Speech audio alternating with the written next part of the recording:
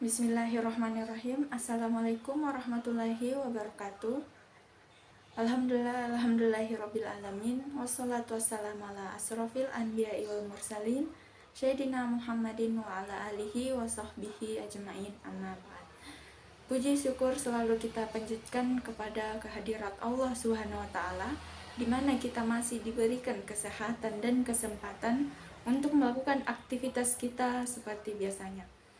Salawat dan salam tak lupa pula kita aturkan kepada junjungan Nabiullah Muhammad SAW, Nabi yang telah membawa umatnya dari zaman jahiliyah menuju zaman yang terang benderang seperti pada saat ini. Baiklah, perkenalkan kami dari kelompok 2. Di sini kami akan memaparkan materi kami berkaitan dengan asumsi publik. Baiklah, terlebih dahulu saya perkenalkan teman-teman kelompok saya. Saya sendiri atas nama Nur Indallahi sebagai moderator, dan teman kelompok saya atas nama Kardiana, Lailatul Qomari Farma, Saudara Abdul Rashid, dan Saudara Muhammad Nurul. Langsung saja kita ke materi. Bismillahirrahmanirrahim. Assalamualaikum warahmatullahi wabarakatuh. Perkenalkan, nama saya Lailatul Qomari Farma. Baiklah, di sini saya akan memaparkan materi tentang konflik buruk dan merusak. Menurut Robin mengatakan konflik dalam organisasi disebut sebagai the conflict paradox, yaitu pandangan bahwa di sisi konflik dianggap dapat meningkatkan kinerja kelompok, tetapi di sisi lain kebanyakan kelompok dan organisasi berusaha untuk meminimalisasikan konflik. Nah, pandangan ini dibagi menjadi 3 bagian, antara lain yang pertama yaitu pandangan tradisional, menyatakan bahwa konflik harus dihindari karena akan menimbulkan kerugian. Aliran ini juga memandang konflik sebagai sesuatu yang buruk, tidak menguntungkan dan selalu merugikan organisasi. Oleh karena itu, konflik harus dicegah dan dihindari sebisa mungkin dengan mencari akar permasalahannya. Yang kedua, pandangan hubungan kemanusiaan. Pandangan aliran behavioral ini menyatakan bahwa konflik merupakan sesuatu yang wajar, alamiah, dan tidak terelakkan dalam setiap kelompok manusia. Konflik tidak selalu buruk karena memiliki potensi kekuatan yang positif di dalam menentukan kinerja kelompok. Nah, konflik tidak selamanya merugikan, bahkan bisa menguntungkan. Yang oleh karena itu, konflik harus dikelola dengan baik. Baiklah, cukup sekian dari saya. Saya akhiri dengan ucapan wallahu muwaffiq ila aqwamit thoriq. Assalamualaikum warahmatullahi wabarakatuh. Kami tarik kesimpulan yang dimana konflik atau disebut juga dengan the conflict paradox itu berpandangan bahwa di sisi konflik dapat meningkatkan kinerja kelompok, tetapi di sisi lain juga kebanyakan kelompok dan organisasi berusaha untuk meminimalisasikan konflik. Dari pandangan Robbins, ia membagi menjadi 3 bagian. Nah, yang pertama itu pandangan tradisional, yang dimana menyatakan bahwa konflik itu sesuatu yang buruk, tidak menguntungkan, dan selalu merugikan kelompok dan organisasi. Yang kedua, pandangan hubungan kemanusiaan, yang menyatakan bahwa konflik termasuk sesuatu yang wajar, alamiah, dan tidak terelakkan dalam setiap kelompok manusia, yang dimana konflik tidak selamanya merugikan. Terkadang ada konflik yang menguntungkan. Ya, perkenalkan, nama saya Abdul Rashid.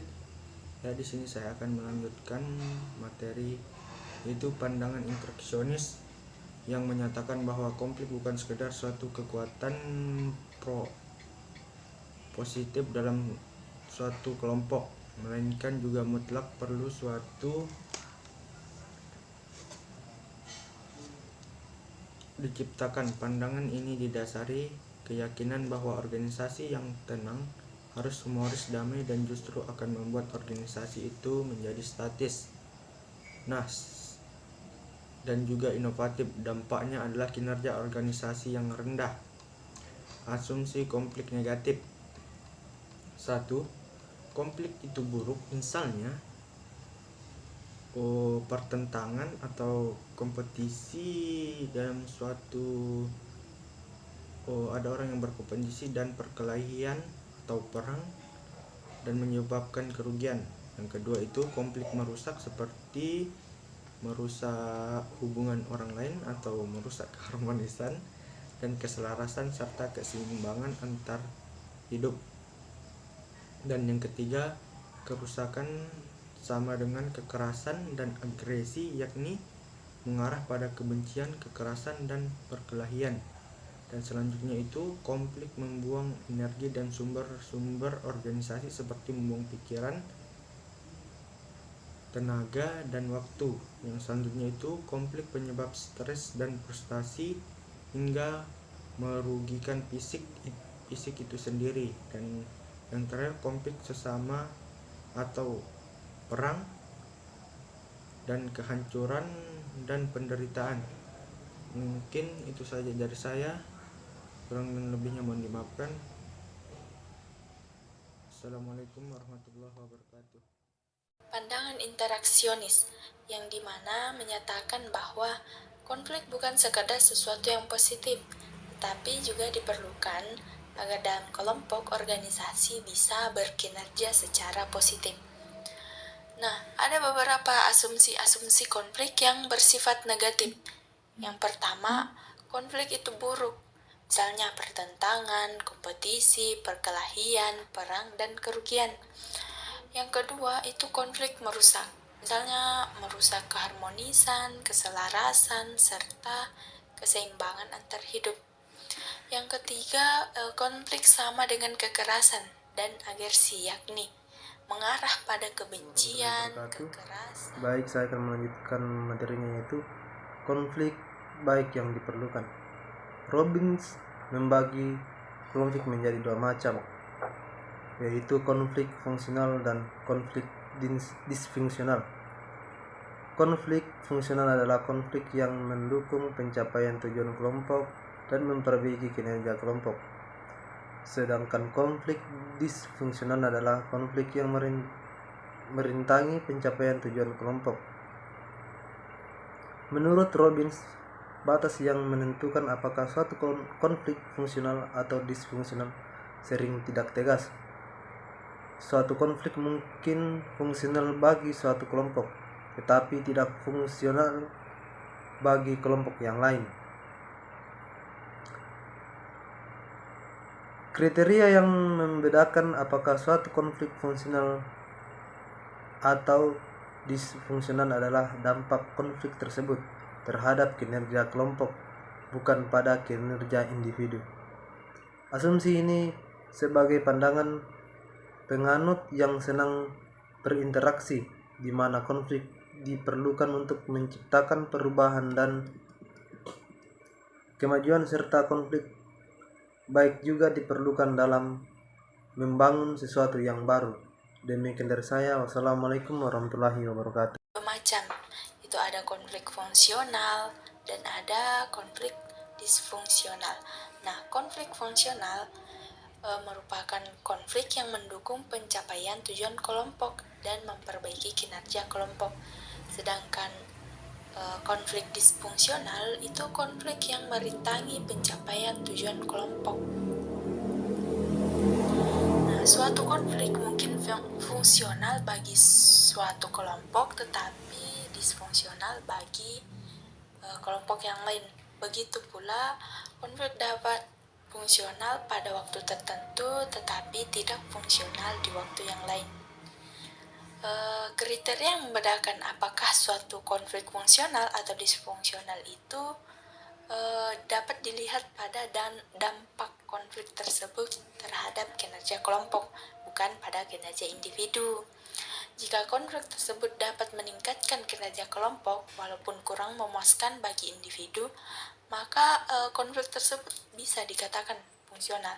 Demikian juga sebaliknya, jika konflik tersebut hanya memuaskan individu saja, tetapi menurunkan kinerja kelompok, maka konflik tersebut dinyatakan disfungsional. Bismillahirrahmanirrahim. Assalamualaikum warahmatullahi wabarakatuh. Perkenalkan, nama saya Karbiana. Di sini saya akan menjelaskan materi mengenai asumsi konflik yang sebelumnya sudah dijelaskan oleh rekan saya, dan di sini saya akan menjelaskan mengenai konflik netral. Nah, seperti yang dikatakan oleh Robin, mengatakan bahwa konflik dalam organisasi itu disebut sebagai the conflict paradox, yaitu pandangan bahwa di sisi konflik itu dianggap dapat meningkatkan kerja kelompok atau kinerja kelompok atau organisasi. Tetapi di sisi lain, kebanyakan kelompok dan organisasi itu berusaha untuk mengurangi konflik. Nah, penganut aliran pandangan hubungan manusia atau human relation view menyatakan bahwa pandangan ini dapat dianggap sebagai suatu peristiwa yang wajar, karena di dalam kelompok atau organisasi itu sering terjadi perbedaan pendapat dan perbedaan pandangan antar anggota. Oleh karena itu, dalam konflik itu harus dijadikan sebagai suatu hal yang dapat bermanfaat untuk mendorong peningkatan kinerja organisasi. Dengan kata lain, konflik itu harus kita jadikan sebagai motivasi untuk meningkatkan kinerja kita gitu, untuk melakukan inovasi maupun perubahan terhadap kelompok dan organisasi kita. Jadi di dalam konflik netral itu tidak bisa kita hindari. Jadi bagaimana caranya supaya konflik baik ataupun buruk itu kita jadikan sebagai motivasi, atau kita gunakan meningkatkan organisasi kita maupun kelompok kita. Jadi kita harus bisa untuk memanage konflik yang ada. Nah, sebagaimana dalam pandangan behavioral atau netral bahwa konflik merupakan ciri khas dari tingkah laku manusia yang hidup sebagai built-in element, di mana konflik itu berasal dari perbedaan masing-masing individu dan kelompok. Jadi pandangan ini ini tuh bertujuan untuk membatasi maupun menjinakkan konflik. Jadi bagaimana kita untuk membatasi konflik dan membuat konflik itu menjadi sesuatu hal yang baik gitu. Nah, itu yang dikatakan Kartono menyatakan bahwa konflik itu dapat diartikan sebagai suatu akibat biasa dari keanekaragaman individu manusia dengan sifat-sifat berbeda dan tujuan hidup yang tidak sama pula. Jadi misalnya dalam pendidikan itu, dalam sekolah seperti dalam satu kelas itu di dalam itu ada beraneka ragam pandangan atau pendapat. Jadi ketika kita memandang ketika salah seorang di dalam dalam wilayah sekolah maupun dalam kelas tersebut memandang bahwa sesuatu itu baik, ada beberapa orang yang memandang sesuatu itu tidak baik. Jadi bagaimana caranya supaya pandangan tersebut tidak menjadikan sesuatu yang menjadi konflik yang buruk, tetapi menjadi konflik yang bisa membangkitkan motivasi. Misalnya ketika kita memandang ada orang memandang bahwa dia itu cerdas, dia itu pintar, tapi di sisi lain ada orang yang mengatakan bahwa dia tidak cerdas, dia tidak pintar. Nah, disitulah kita melihat bahwa orang-orang itu pandangan orang-orang itu berbeda. Jadi bagaimana caranya kita supaya membuat diri kita itu menjadi lebih baik gitu. Menjadi lebih baik dari sebelumnya, dengan meningkat, dengan menjadikan pandangan-pandangan orang itu sebagai motivasi gitu di dalam satu kelompok maupun organisasi. Mungkin itu saja yang bisa saya sampaikan, kurang lebihnya mohon dimaafkan. Wassalamualaikum warahmatullahi wabarakatuh. Saya kembalikan kepada moderator.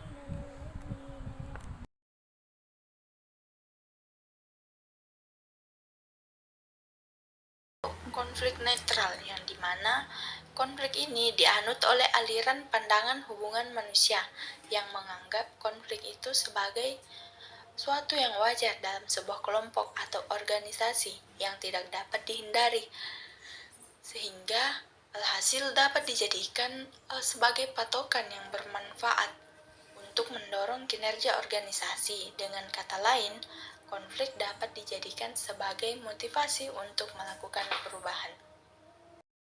Itulah tadi pemaparan beberapa materi dari kelompok kami yang berkaitan dengan asumsi publik. Nah, tadi di dalam pemaparan materi kami itu terdapat 3 pokok pembahasan, yaitu yang pertama konflik buruk dan merusak, yang kedua konflik baik yang diperlukan, dan yang ketiga konflik netral. Tadi pembahasan dari materi kami mengenai asumsi publik. Saya mewakili kelompok saya, apabila ada tutur kata yang kami ucapkan itu kurang menyenangkan atau menyinggung pihak lain, maka kami meminta maaf dengan sebesar-besarnya. Akhir kata saya akhiri dengan wabillahi taufiq wal hidayah. Wassalamualaikum warahmatullahi wabarakatuh.